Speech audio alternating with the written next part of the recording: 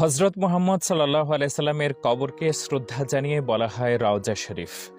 কারণ এটি জান্নাতের একটি বাগান, রওজা আতহার। মসজিদে নববীর রওজা অংশের উপর স্থাপন করা হয়েছে সবুজ গম্বুজ। সবুজ গম্বুজের ছায়াতলে অবস্থিত রাসূল সাল্লাল্লাহু আলাইহি সাল্লামের রওজা মোবারক। এই গম্বুজের উপরে একটি জানালা দেখা যায়। অনেকেই জানতে চান এই জানালাটি কেন রাখা হয়েছে। হজরত ওমর বিন মালিক রাদিয়াল্লাহু তাআলা আনহু হতে বর্ণিত, তিনি বলেন, নবীজি সাল্লাল্লাহু আলাইহি সাল্লামের ইন্তেকালের পর একবার মদিনা শরীফে দীর্ঘদিন অনাবৃষ্টির কারণে অসহনীয় গরম আর দুর্ভিক্ষ দেখা দেয়।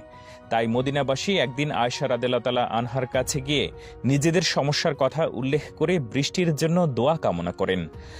তখন মা আয়েশা রাদিয়াল্লাহু তাআলা আনহা বলেন, হে মদিনাবাসী, তোমরা নবীজির রওজা মোবারকের উপর থেকে খেজুর গাছের ডাল আছে তা সরিয়ে দাও এবং অপেক্ষা করো।